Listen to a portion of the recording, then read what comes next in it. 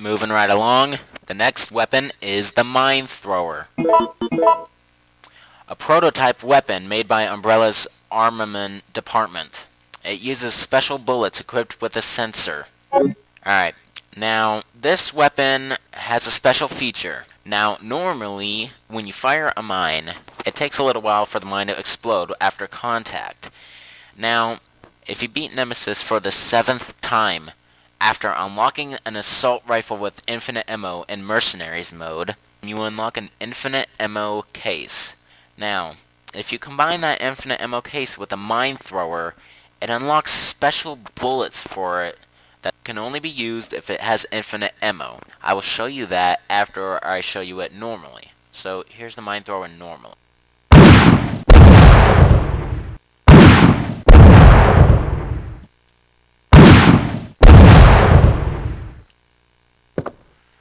Nothing's gonna happen since there's no enemy, so I'll test it on a zombie. Oh man.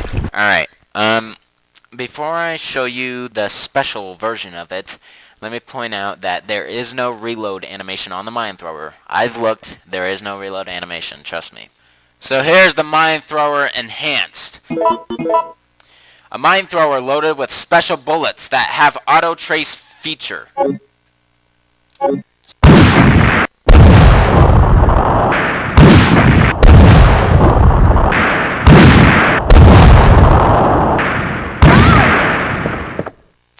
And it's powerful enough to even hurt myself if I do it too close. Alright, now let's test it on a zombie and a hunter.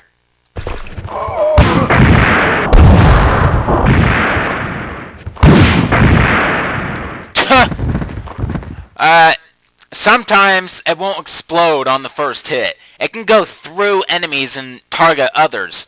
I've gotten up to 4 at one time. 4 zombies at once, and they all exploded their limbs and such. So this is a pretty awesome weapon, especially with infinite ammo. Alright, now to test it on a hunter.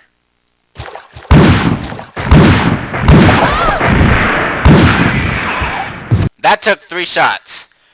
Since it has auto trace feature, you don't have to aim directly at the enemy. It'll still target them. So, it's pretty cool. That's why it can target multiple enemies.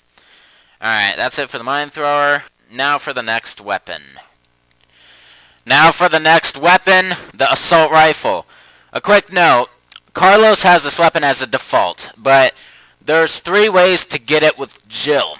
Either you play in easy mode and you have it automatically. Also, you can unlock it with infinite ammo if you play Mercenaries mode enough and buy it for $2,000. Or, if it's your very first time playing hard mode, you beat Nemesis 7 times and he'll drop the assault rifle. So, there you go.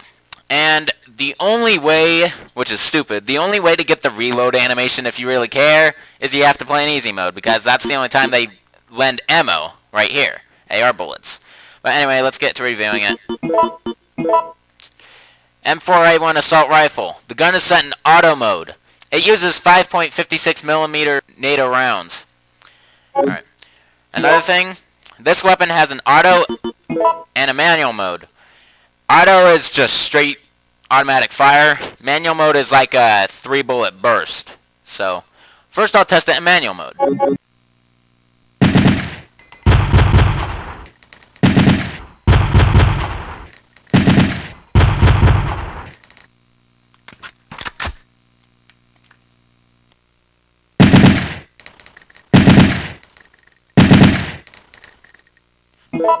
Alright, now for auto mode.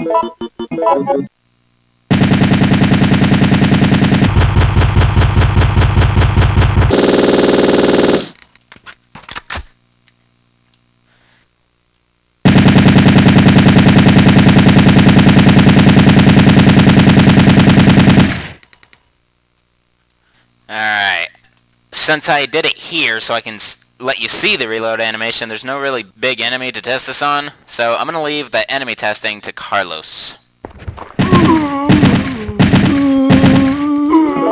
So, 3 triggers of manual mode. Now let's test it in auto mode.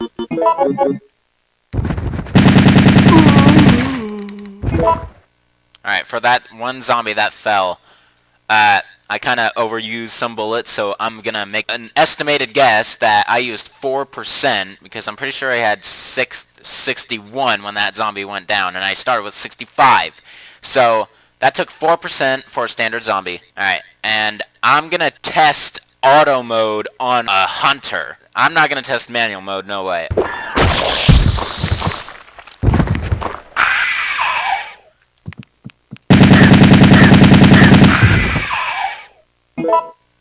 Alright, so I started with 47%, and now I'm at 41%. So that took 6% off the assault rifle. So that's it for the assault rifle. Now for the next weapon.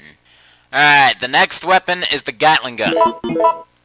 A powerful weapon that enables you to scatter bullets with single trigger action. Alright, let's test it out. This is the same Gatling Gun from Resident Evil 2, by the way.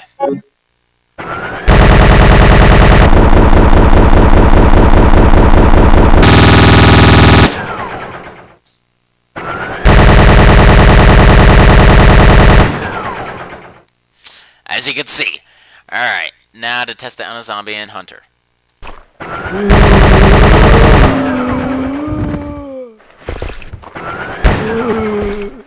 Yep, it destroyed him with a short amount of time, so it's a pretty powerful weapon. Now I'm going to test it on a hunter.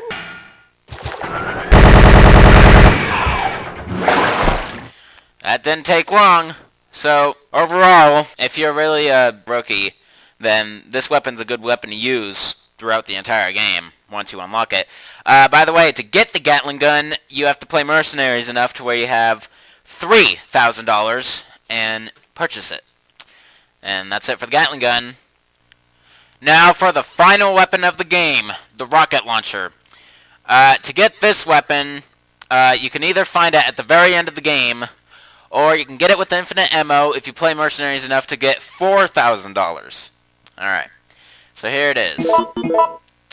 M66 Rocket Launcher. An old but powerful weapon. Alright, let's test it out. This is the same rocket launcher from Resident Evil 1.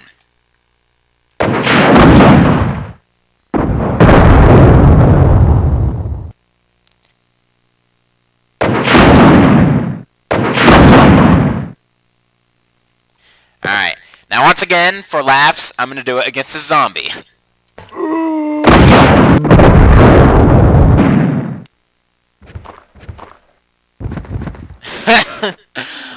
That destroyed him. He lost both of his arms and his head, so he's toast.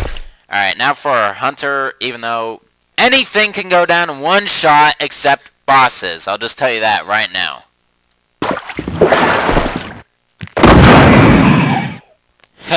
I stepped it up a bit and tried this on Hunter Gammas, which are a little more powerful. But still, just one shot. So there's the rocket launcher for you. And that is it for Resident Evil 3 Nemesis weapons.